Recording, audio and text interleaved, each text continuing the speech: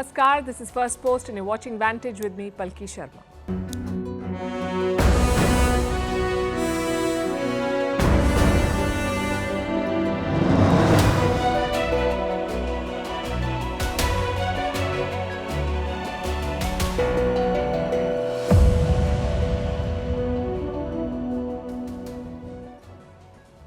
It's a big day in Iran. President Raisi's funeral procession was in Tehran today. World leaders traveled to pay their respects, including men from the Taliban and Hamas. The list itself is a story. As is the turnout, the crowds are a tool for political messaging. Meanwhile, the succession battle has intensified with more names in the fray. We'll tell you all about it. In the Western camp, the divide over Israel is deepening thanks to the possibility of an arrest warrant against Prime Minister Netanyahu. America wants to sanction the international court. In the other war, Russia is flexing its nuclear muscle again, carrying out tactical nuke drills as Europe decides to give Russian money to Ukraine. In Vietnam, they have a third president in 2 years. We'll tell you what's going on there. In Kenya, the president faces backlash for hiring a luxury jet to fly to America. Turbulence hits a Singapore Airlines flight, killing one passenger and injuring many others. The images are scary. Thailand gets back its looted treasure. A 1,000-year-old Shiva statue is returned by a museum. A punishing heat wave is sweeping parts of the world and disrupting life. How can we adapt to this heat? And images from the Pet Gala. I dare say they're better than the Met Gala. All this and more coming up. The headlines first. In a tit-for-tat move, China announces sanctions on U.S. defense firms. Earlier this month, Washington had sanctioned Chinese firms for supporting Russia's war in Ukraine. Beijing has also been upset with the U.S. over its arms sales to Taiwan. Russia's defense ministry proposes to change the country's border in the Baltic Sea. The planned talks of Moscow extending its territorial water from 2025. This will alter Russia's maritime border in the Baltic Sea with Finland and Lithuania. An angry Lithuania summons Moscow's diplomatic envoy. In India, the office of the Home Ministry in Delhi receives a bomb threat email. Nothing suspicious was found during the search operation. This incident is the latest in a spate of hoax bomb threats sent to schools across the country. Hospitals and the airport in the national capital have also been targeted. French President Emmanuel Macron heads to violence-hit New Caledonia. 9 days of riots there have killed 6 people and left hundreds injured. This is the deadliest unrest in New Caledonia in 4 decades. Macron's surprise trip to the French territory is an attempt to defuse the crisis. Chad's Prime Minister submits his resignation to the newly elected junta chief. 2 weeks ago, he was defeated by junta leader Mahamat Deby in the presidential election. Deby will be sworn in on Thursday in the capital. And British lawmaker Craig McKinley receives a standing ovation in Parliament. He was making his first appearance in the House after having his hands and feet amputated due to sepsis. McKinley calls himself the Bionic MP. وترحم على محمد وآل محمد إن كانوا مسيئين فتجاوز عنهم.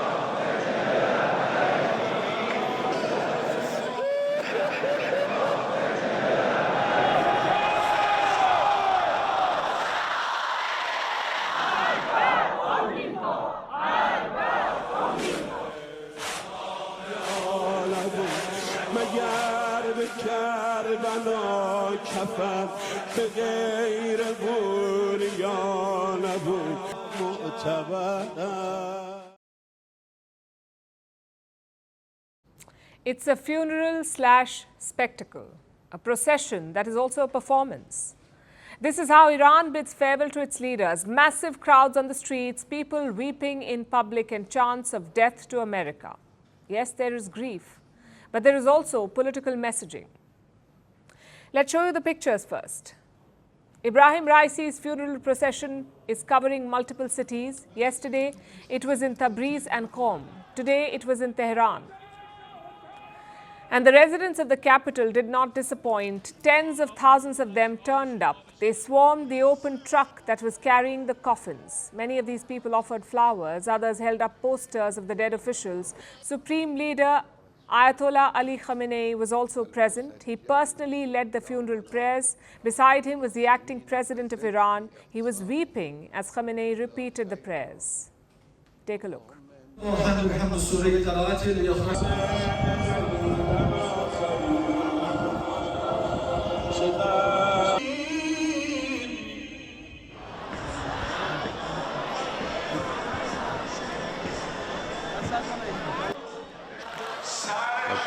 على محمد وآل محمد الحين الله أكبر.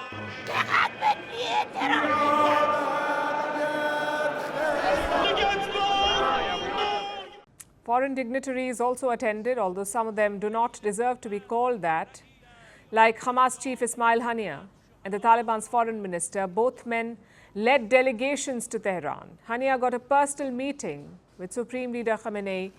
He welcomed him with a hug. Iran's partner countries also sent representatives. Russia's head of parliament, Turkey's vice president, the Prime Minister of Iraq, the Prime Minister of Pakistan, the Vice Premier of China, and the Vice President of India, that's Jagdeep Dhankar. He reached Tehran earlier today and paid his respects to Ibrahim Raisi. Of course, Western countries stayed away. Most of them do not have diplomatic ties with Iran, so they did not send any delegation. Even this short guest list is important. It shows that Iran still has friends, powerful friends. But the regime will be more focused on the domestic attendees, the people of Iran. We've seen this before too. Funerals for top leaders attract thousands of people, often millions. The first instance was in 1989. That's when Iran's first supreme leader, Ayatollah Khomeini, died.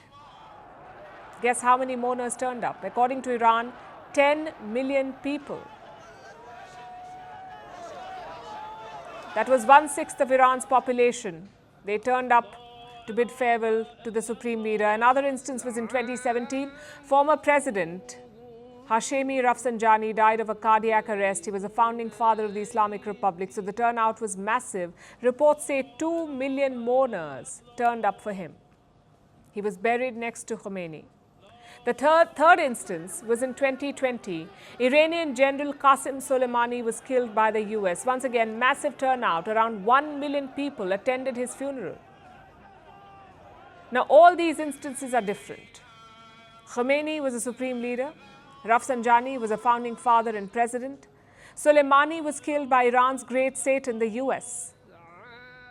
So there was grief plus anger.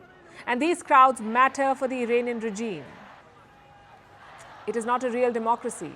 It doesn't hold free and fair elections, so Western countries question its legitimacy, and this is the regime's response. It's like saying, look at the crowd, look at how many Iranians adore and weep for us.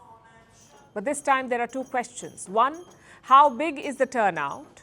Iran has not released a number yet, but other countries will be watching closely because Raisi's death is different from others.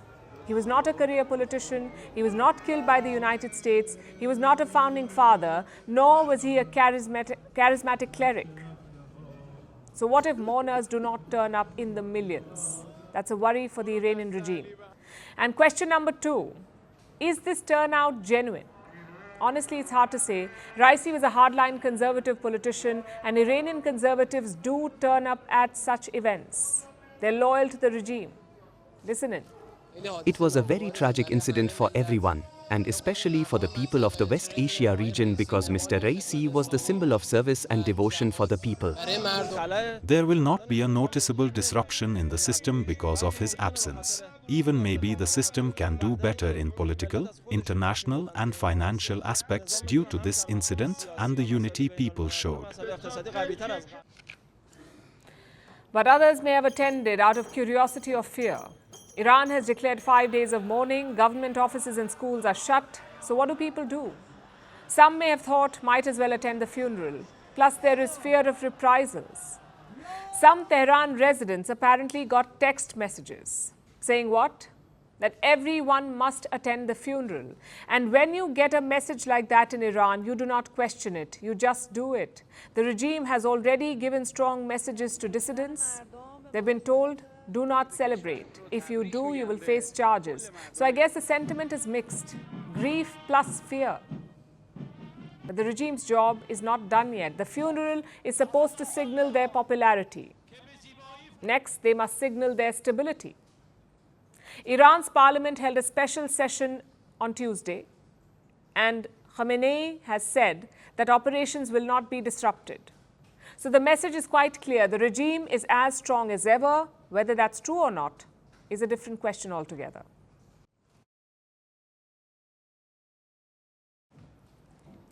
So in public, the regime is presenting a united front. They're signaling that the death of President Raisi has not weakened Iran's leadership or the regime's grip on power.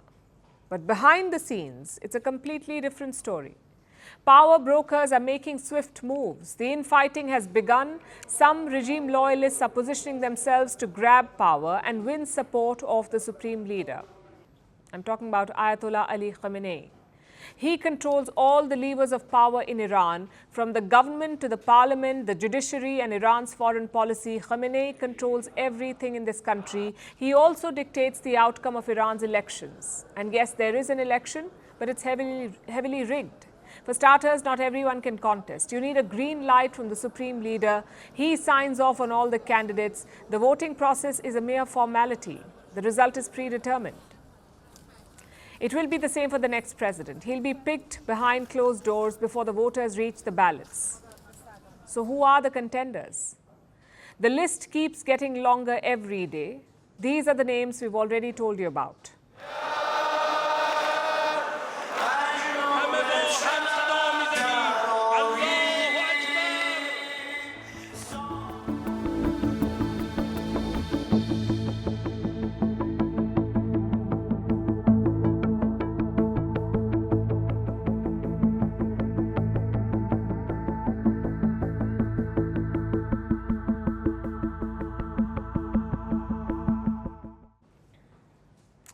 Now, two more names have been added to this list.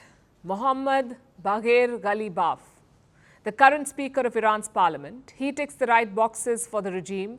Ghalibaf is a hardliner. He has administrative experience. In the past, he has served as Iran's police chief and Tehran's mayor. More importantly, he is believed to be close to the IRGC, the Islamic Revolutionary Guard Corps, IRGC, the powerful and influential armed force. They protect the regime and its power. They report to the supreme leader. If these guards, the IRGC, back Ghalibaf, he has a good chance of becoming president.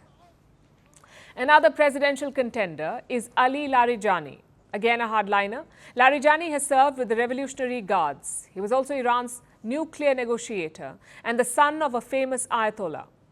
Iran's conservatives may find that background appealing. Plus, Larijani has tried his luck in the past. He was stopped from challenging Ibrahim Raisi in 2021. Observers say the regime wanted to give Raisi a clear field, and Larijani lacked charisma as a candidate. But now that Raisi is out of the picture, will he get support this time? Guess we'll have to wait and see. Meanwhile, one candidate seems to be losing support already. That is Saeed Jalili. We told you about him yesterday. Jalili has been a key player in shaping Iran's foreign policy. Like the rest of the candidates, he too is a hardliner. But the conservatives do not really like him. Some of them are trying to block him. They've sent messages to the supreme leader, according to reports. They want to block Saeed Jalili from contesting. But where does the Ayatollah stand? He's unlikely to spell it out in public, especially when his own son is in contention. I'm talking about Mojtaba Khamenei. His name is being widely mentioned, especially in the Western press. He's being called a potential successor, not only to President Raisi, but also to his father, the supreme leader. However, Mojtaba Khamenei faces two significant obstacles. First is his profile. He's never held any public office. He has largely remained away from public life, so he's untested. He may or may not be able to whip up the same level of support as his father. The second challenge is this.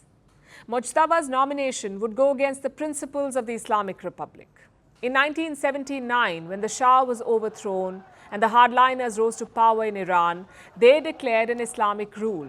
They said it marks an end to the hereditary rule of the Shah. Now, can those same men elevate the son of their leader?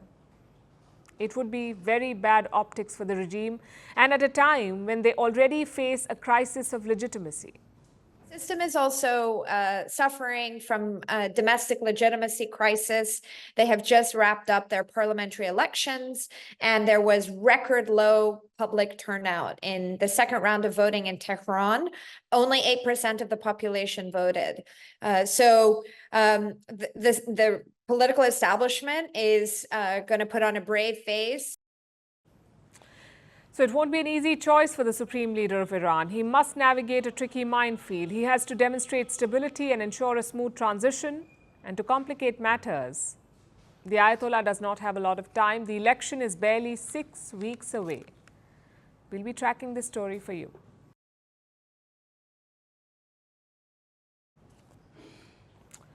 Let's turn to Israel now. Their Western allies are deeply divided. Over what? The arrest warrant for Benjamin Netanyahu. The warrant has not been issued yet, but prosecutors at the ICC are asking for it. That's the International Criminal Court, the ICC. If issued, this warrant would put Western nations in a tough spot. Some of them do recognize the ICC, like France, Germany, and Italy. So technically, they must arrest Netanyahu on their soil. But the question is, will they? This is where the divisions emerge. France and Germany have supported the ICC, so have countries like Sweden and Denmark. They say rule of law must be followed. But the old Anglosphere gang is against it. I'm talking about Britain and the US. Joe Biden has already rejected the warrant bid, and now Rishi Sunak has joined in. The British Prime Minister says it's an unhelpful development. Deeply unhelpful development. Of course, it's still subject to a final decision, but it remains deeply unhelpful nonetheless. There is no moral equivalence between a democratic state exercising its lawful right to self-defense and the terrorist group Hamas. It's not a problem for the US. They do not accept the ICC's jurisdiction, so warrants do not matter to them. In fact, US Republicans are looking to host Prime Minister Netanyahu. They want him to address the US Congress. But for the UK, it's different. They do accept the ICC's jurisdiction. So if a warrant is issued, they will face a tough choice. And Rishi Sunak may have rejected the warrant, but he's not taking on the ICC. He's choosing his words carefully. The US, though, is in full attack mode. Their Congress is considering punitive action against the International Criminal Court. In other words, they want sanctions. But any such move will need President Biden's support. Will the president give it? His top diplomat was asked this question. Listen to his response. We want to work with you on a bipartisan basis to find an appropriate response. I'm committed to doing that. As you say, the devil's in the details, so let's see what you got, and we can take it from there. It's not a yes, but it's also not a no, and that is a worrying response from Blinken. He's talking about sanctioning a court, and not just any court, a global court recognized by more than 120 countries. It would be a very dangerous move, although not an unprecedented one. Let me take you back to 2002. The US Congress passed a similar legislation. It was nicknamed the Hague Invasion Act. The Hague is where the ICC is located. And what did this law say? That the US must use, and I'm quoting, any means necessary to free US leaders from The Hague. Suppose a US politician is arrested or a US general is being prosecuted, then Washington can even use force to free him. Hence the nickname, the Hague Invasion Act. So the US does have bad blood with the ICC, but this time it's a lot more complicated. For starters, the ICC is not prosecuting American leaders, they're chasing Israeli leaders. Secondly, many Americans agree with the warrant or the warrant bid. Let me show you what happened at a congressional hearing. Senator Lindsey Graham was speaking to Antony Blinken. He said if warrants are issued for Netanyahu, then US leaders would be next. Listen to how the crowd responded. We, hopefully, together will find a way to register our displeasure with the ICC, because if they'll do this to Israel, we're next. This group tried to come after our soldiers. Yeah, you can clap all you want to. They started clapping. It tells you what US public opinion is. And that should worry Benjamin Netanyahu. In the short run, this warrant bid could benefit him. Joe Biden is supporting him again. Even his domestic rivals have offered support. But what about the long run? Just look at the charges against Netanyahu. Starvation of civilians, intentional attack on civilians, and murder/extermination. These are crimes against humanity. If proven, it could further destroy Israel's credibility. It could make Israel a pariah. In fact, it's already happening. 3 European nations have decided to recognize Palestine as a country: Ireland, Spain, and Norway. The announcement was made today. It will be implemented on the 28th of May. Listen to how the Spanish leader justified his move. And if one thing is clear to me, it is that Prime Minister Netanyahu has no peace project for Palestine. Fighting the terrorist group is legitimate and necessary after the events of October 7th. But Netanyahu is creating so much pain and so much destruction and so much rancor in Gaza and the rest of Palestine that the viability of two-state solution is in serious danger. Does this change anything? On the ground, no. Palestine still doesn't have its own territory, so by extension, it's not a country. But politically, this is significant. It shows how isolated Israel is becoming. They're lashing out at these 3 countries. Israel's ambassadors have been recalled from there, so Netanyahu is in no mood to climb down. But can he afford this isolation? The US too has carried out many crimes against humanity, but the US has a huge economy and a big military, so no one wants to isolate them. Israel cannot risk that. It's not America. It's a point that we've made before in Russia's context. A war is not just about military wins, it's also about political wins. Right now, Israel is winning on the battlefield, but it's losing the political war.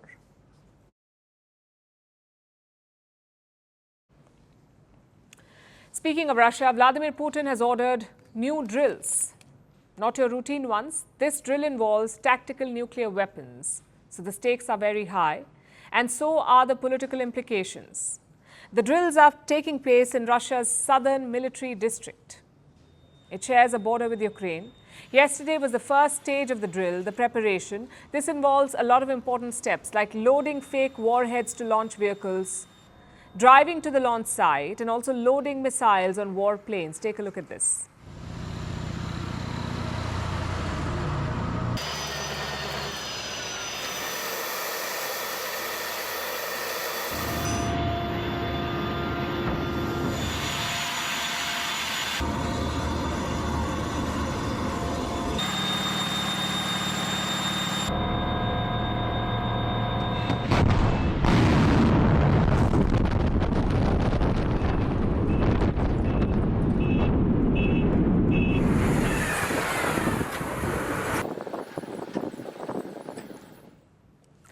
A couple of questions here. 1, what are these tactical nukes? And 2, why is Russia practicing with them now?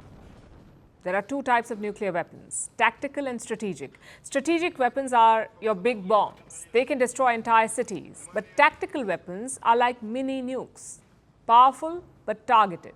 They cannot wipe out an entire city, but they can cause considerable damage. Most of these tactical weapons were built during the Cold War. Russia is said to have around 2,000 of them, and the US, less than 200. The Americans gradually stopped making tactical nukes, but Russia is still holding on to them. Which brings us to the second question. Why is Moscow holding this drill now? This is what the Defense Ministry is saying, and I'm quoting, to ensure the territorial integrity and sovereignty of the Russian state in response to provocative statements and threats of individual Western officials against the Russian Federation. It's not a surprise. Putin has always timed his nuclear rhetoric. First, in late February 2022, Putin placed his nuclear forces on high alert. This was just after the invasion began, so the idea was to deter any Western intervention. In March 2023, that is last year, he did it again. Putin said he would place nuclear weapons in Belarus. Again, the timing was key. It came just before Ukraine's counteroffensive, and finally, this tactical nuclear drill.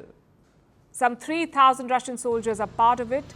They're mainly using 2 Russian missiles, Iskander and Kinzhal.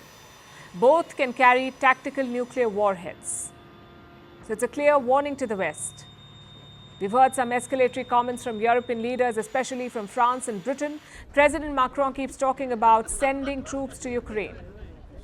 He said the same thing earlier this month. The UK too is stepping up the rhetoric. Their foreign secretary made an important statement this month. He said Ukraine can use Western weapons to strike inside Russia. And this is a shift. Because initially the West only allowed defensive use. But now they say you can attack inside Russia. Plus, you have new weapons coming. The US has finally approved a new military package for Ukraine. It's worth almost $61 billion. Those weapons could hit the battlefield soon, which explains Vladimir Putin's decision. It's very unlikely that he will actually use tactical nukes, but the threat itself is enough. The question is, how will the West respond? They've criticized the nuclear drills, but they're not in the mood to back down. In fact, they have found new ways to fund Ukraine's war. How? By making Russia pay for it. Let me explain how this works. When Putin invaded Ukraine, the G7 froze Russian assets. The G7 is the group of 7 Western economies. They froze Russian assets, like gold and foreign exchange. It was worth almost $300 billion. This is Russian money. Now, these assets are generating money, either through profits or through interest, $300 billion. So the European Union is giving these profits to Ukraine. 90% of it for military aid, 10% for other demands. And how much money would that be? Between $16 and $21 billion by 2027. The first payment is expected by July. Russia is obviously fuming at Europe. A Kremlin spokesperson called it theft.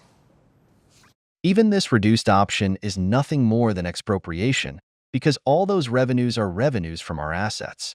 And transferring them to other purposes is also a violation of all the rules and norms of the international financial economic system. Hard to argue with that. This money is not Putin's personal wealth. It belongs to the Russian people. So what gives Europe the right to appropriate it? The United Nations has not approved this move. Neither has any global body. It's a unilateral decision by Brussels. So Russia is responding in kind. They have seized assets of 2 German banks, Deutsche Bank and Commerzbank. Both these moves will undermine trust in the global financial system. It will weaken investor confidence. But Russia and the West don't seem to care about that at the moment. They're going by the old adage, all's fair in war.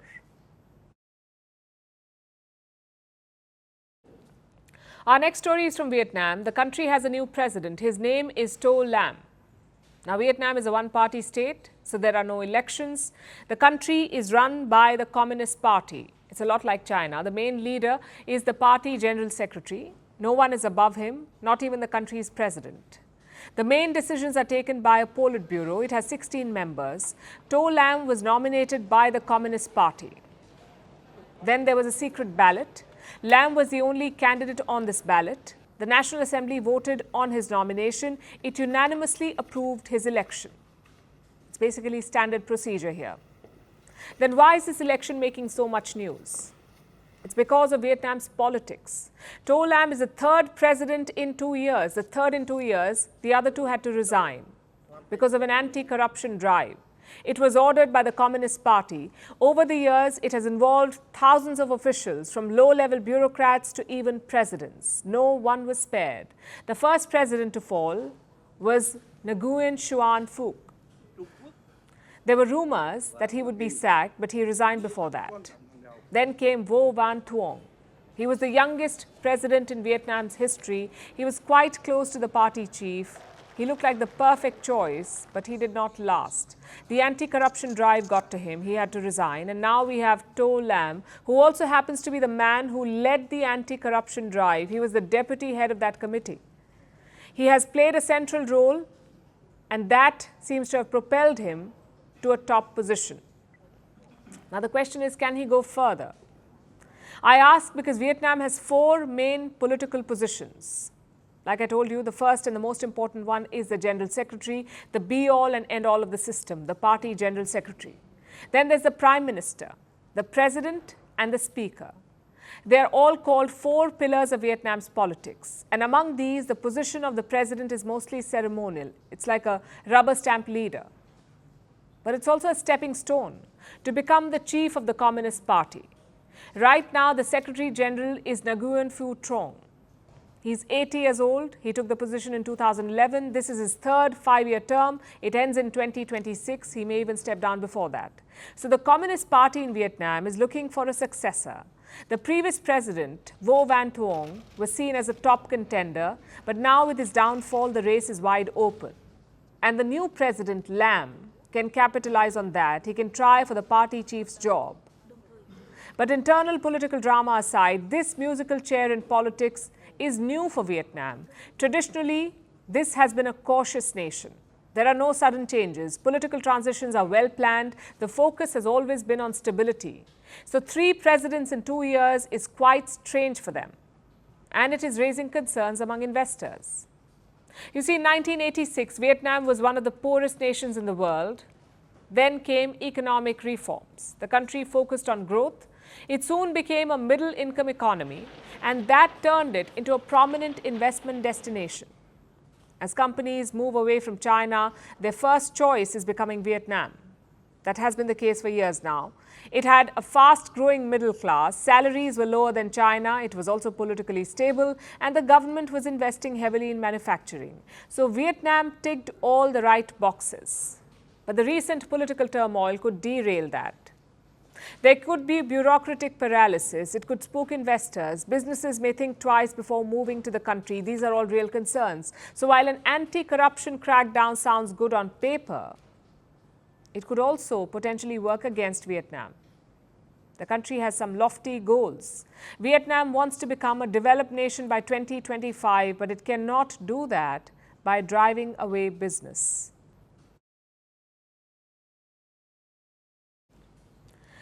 Now let's tell you about a nightmare at 37,000 feet. Yes, we're talking about that Singapore Airlines flight where chaos erupted. You may have seen the videos already. It was sheer horror. The plane was flying from London to Singapore. It suddenly encountered extreme turbulence. Within 3 minutes, the aircraft dropped over 6,000 feet. The freak weather tore through the plane's interior. Bags were falling out of the overhead cabins. 1 passenger died on the flight and dozens of others were injured. Here is the full story. This plane looks like it's been through an earthquake. The entire cabin is in disarray. The ceiling has been ripped open. Masks are dangling. Overhead compartments have dents. There's blood on a passenger's face as well as on some of the seats. These passengers have lived through a nightmare.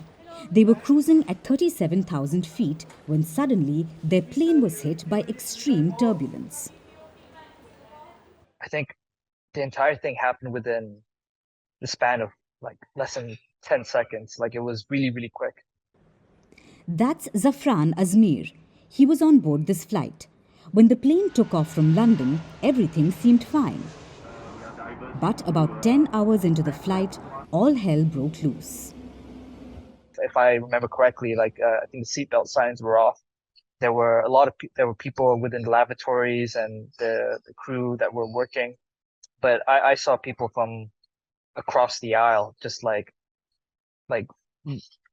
going completely horizontal, hitting the ceiling and landing back down in like really awkward positions. People getting massive gashes in their head, concussions. There were over 200 passengers on board. Turbulence is quite common while flying, but no one can prepare for a freak incident like this one. The passengers were having breakfast. That's when the plane took a dive. It dropped by over 6,000 feet in just 3 minutes. The flight was supposed to land in Singapore, but the severe turbulence forced the pilot to divert the plane to Bangkok. Everyone realized the full extent of the damage only after the plane landed. Passengers were thrown out of their seats. Many of them had gashes on their heads. 73-year-old Jeff Kitchen was among those passengers too. Unfortunately, he didn't survive the ordeal. The immediate kind of disbelief at first, and then the plane felt very level, and it was obvious the gentleman needed some help, so I got up and helped some other passengers get him out of his seat, and we laid him on the floor near the bulkhead so that the medics on the aeroplane, there were some passengers who thankfully were medics, could administer CPR to the gentleman on the aeroplane. They gave CPR for I think about 20 minutes or so. Kitchen died on the plane, presumably after he suffered a heart attack.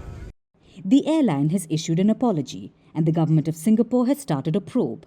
On behalf of Singapore Airlines, I would like to express my deepest condolences to the family and loved ones of the deceased. We are very sorry for the traumatic experience. But everyone is looking for answers. How could this have happened? While turbulence goes hand in hand with flying, such extreme cases are quite rare. But experts say that they are becoming more frequent, and they are blaming climate change. Over the last 40 years, severe turbulence has increased by 55%, moderate turbulence by 37%, and slight turbulence or light turbulence by about 17%. So as the weather changes, certainly it is getting more turbulent. Aircraft are capable of withstanding extreme weather, but the weather is an unpredictable force. Singapore's report will help bridge some of our knowledge gaps. But until then, the best thing passengers can do is to keep their seatbelt on throughout the flight.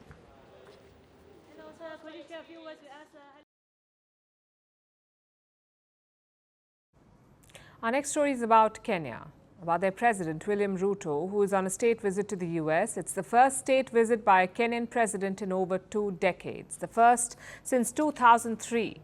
It's also the first time in 16 years that an African leader is on a US state visit. So it is quite significant, but that's not what it's making news for.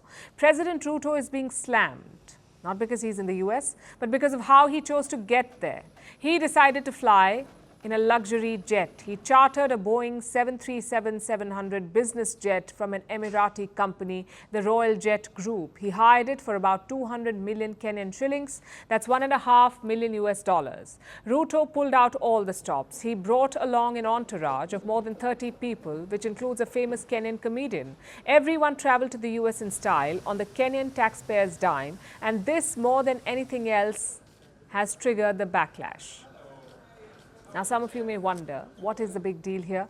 After all, world leaders travel all the time. It's part of the job description. They need to travel to build relations and to negotiate trade deals. In the long run, the trip should more than pay for itself. And all of this may be true. And it's exactly what Ruto is using as his defense. But that has not helped quell public anger. Why? Because of Ruto's policies. He's been tough on Kenyan taxpayers. He became president in 2022 and he has been increasing taxes ever since. Ruto has increased the tax rate on salaries. He has doubled the sales tax on fuel. He has introduced a housing levy, a hospital insurance levy, and a turnover tax on small businesses. If it moves, Ruto taxes it. All in the name of fiscal responsibility. Kenya has a mountain of national debt. It was worth over $51 billion as of last December. Ruto had pledged to fix this. That is why he keeps raising taxes. And obviously, this is not a popular move. It puts an added burden on Kenyan citizens who are already struggling with the cost of living crisis and the rising cost of essential food items. In this situation, imagine hearing that your president is flying around in an Emirati jet. The same president who's been raising your taxes, who's been preaching austerity. That same president is taking more than 30 people, including a comedian, to the US. So you can see why the Kenyan people are angry. And this is not the first time, apparently. A few months ago, Ruto was dubbed Kenya's flying president. He has been on more than 50 foreign trips since he took office in 2022, more than 3 every month on average. In the year up to July 2023, he had spent about $9.2 million on travel, both domestic and international, $9.2 million. Now, this latest US trip alone will cost Kenya $1.5 million. For all the talk about austerity, Ruto's expenses just seem to be growing. So to calm the public down, he needs to have something to show for all of this, which is why this US trip needs to bear fruit. Ruto will have his official meeting with Joe Biden tomorrow. They're supposed to discuss a number of issues ranging from troop deployments in Haiti to extending a free trade agreement. Kenya's trade minister says that they have prepared more than 30 bankable projects. They're worth over $20 billion. Ruto will pitch these to American investors. If he can land a big deal, people may forget about the luxury jet. If not, he could be in trouble.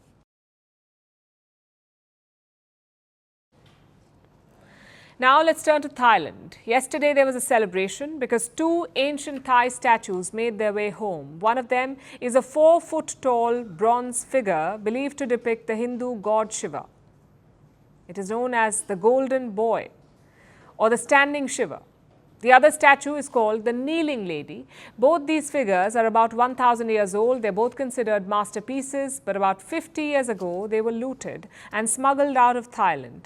It may not surprise you to learn that there was some British involvement in this looting. The statues eventually made their way to the Metropolitan Museum of Art in New York, where they've been for decades. But finally, the Met decided to do the right thing. Yesterday, they actually returned the statues to Thailand. Our next report has the details. The gilt bronze figure of the Hindu god Shiva displayed before you here today is without doubt a singular masterpiece, one of the most important religious sculptures of its kind to survive from mainland Southeast Asia. That was John Guy, curator in the Department of Asian Art at the Metropolitan Museum of Art in New York City. He was in Thailand yesterday, bringing back some long-lost treasures. Two bronze statues, both almost 1,000 years old. One of them is called the Kneeling Lady. It depicts a woman with her hands folded in prayer. The other statue, the one the Met curator was talking about, is called the Standing Shiva or the Golden Boy. It is about 129 centimeters or 4 feet tall. It has two names because there are two theories about what the statue depicts. The Met and most others believe that the statue depicts a god, the Hindu god Shiva. 1,000 years ago, Hinduism was a dominant religion in Southeast Asia. The region is home to numerous ancient Hindu temples and statues.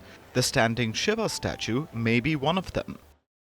The second theory is that the statue depicts a king, the Khmer king Jayavarman VI. He reigned between 1080 AD and 1107 AD, approximately when the statue was created. So it's possible that it depicts him as well. Whatever the case, the statue is still a masterpiece, a priceless artifact that belongs to the people of Thailand. But about 50 years ago, the statue was taken from them. A woman said she found the figure in 1974. While digging for sweet potatoes. She says she took it to the police, who directed her to Thailand's capital, Bangkok. There, she sold the priceless statue to a foreigner for about $33,000. Eventually, the statue wound up at the Met Museum a few years later. The Met had the statue in their collection from 1988 till last year. That's when they decided to return it. The Met initiated the return of these two objects after reviewing information and established that the works rightly belonged to the Kingdom of Thailand. This return followed the launch of the Met's Cultural Property Initiative last year, an initiative driven by the Met's commitment to the responsible collecting of antiquities and to the shared stewardship of the world's cultural heritage. The Met discovered that the statue was linked to a man called Douglas Latchford. He was a British antique collector and dealer. Over the years, he sold numerous South Asian artifacts to museums around the world. He was accused of smuggling artifacts for years, but he wasn't formally charged or indicted until 2019. But before the case could progress, Latchford died in 2020. His family still denies any wrongdoing. But the Met Museum seems to have seen the light. On behalf of the Thai government and all Thai people, I'd like to express gratitude that these two important artifacts have returned home. These artifacts that Thailand has received from the Met are the national assets of all Thais. While the story has a happy ending, it still took far too long for justice to prevail. And there are still thousands of artifacts lying around in Western museums. Priceless heritage which was stolen by colonizers. Thailand's story should be an inspiration to the rest of the global south. Because there's still a lot of loot left that needs to be returned.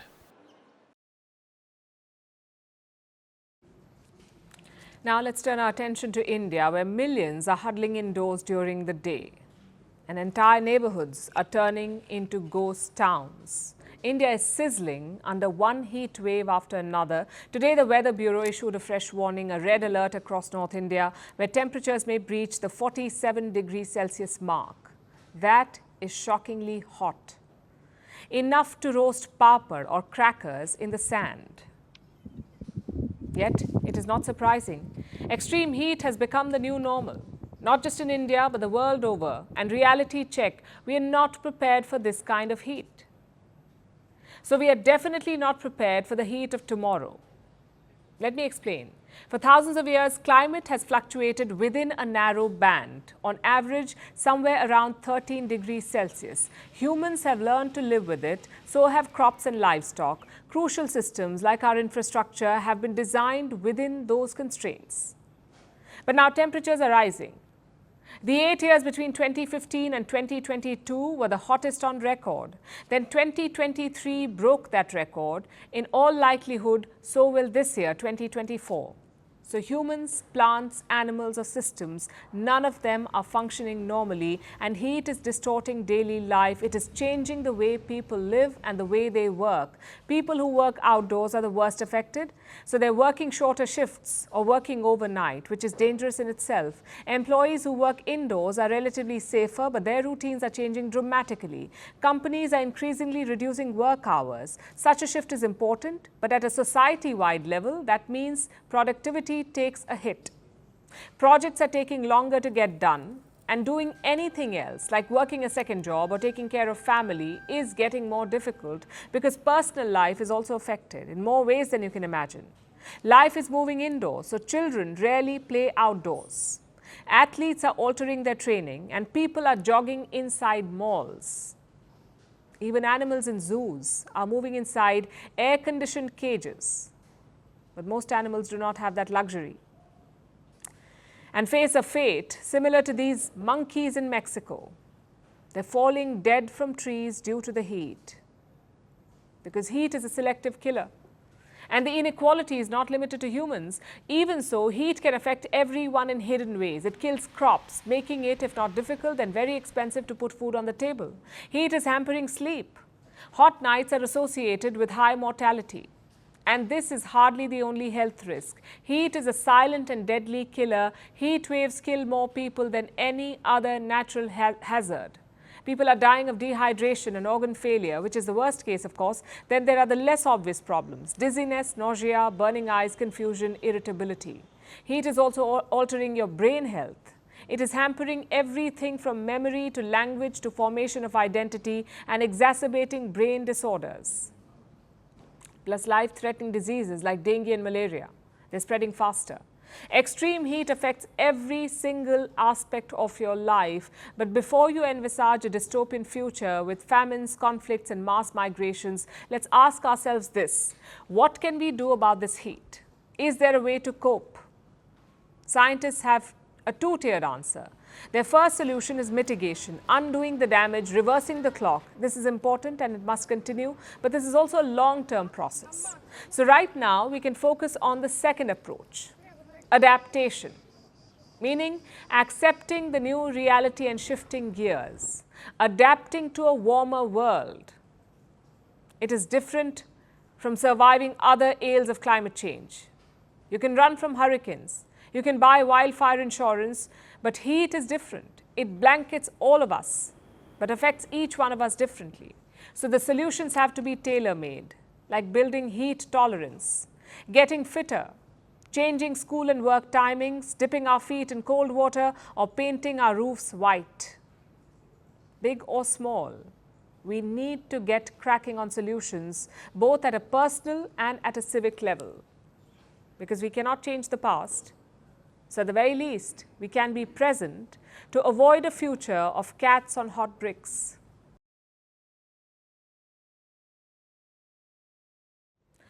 For our last story, let's talk about fashion's biggest night. I'm not talking about the Met Gala, I'm talking about the Pet Gala. Furry, four-legged fashionistas strutting down the red carpet in bespoke outfits. What's not to like?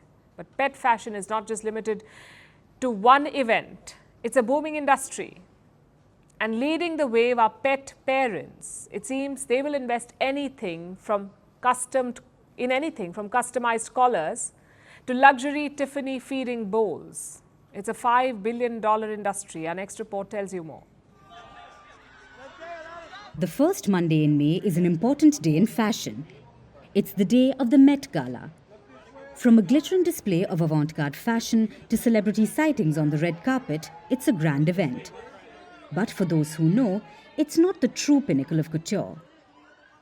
That happens on the third Monday, the day of the Pet Gala. Imagine chic canines strutting on the red carpet, each donning a dress that's a meticulous recreation of a look from the 2024 Met Gala. From French bulldogs in feathered frocks to Pomeranians in sequined suits, these four-legged models were ready to strut, and the paparazzi howled in delight. Clearly, the event is a bark in the right direction.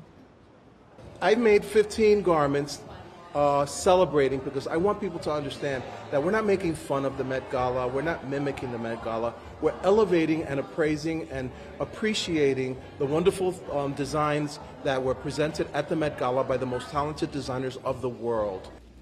And the man behind this is Antony Rubio. He's a renowned figure in the world of pet fashion. Back in 2013, Rubio embarked on a whimsical photo project. Each year, he would recreate some of the most iconic looks from the Met Gala. His models would be furry fashionistas. But this year, the project has leapt from Instagram fame to the gilded halls of a museum, transcending mere internet whimsy to become a bona fide event. I've been working on them tirelessly. It started off with 15, and then in the last few days, a few more came in, and all the garments were already sold. And that money is all going to finance the Museum of the Dog. But it's not just the Pet Gala that's championing pet fashion. It's the new it thing. The pet clothing market is worth around $5 billion. By 2030, it will be worth more than $7 billion. And the reason behind that are pet parents. They are buying it all, from bow ties to luxury harnesses. And fashion brands are jumping on this trend. From H&M to Hermes, everyone has a pet line. Since 2019, the sales of pet clothes have grown by 21%. Owners now spend 9% more than they used to on pet clothes.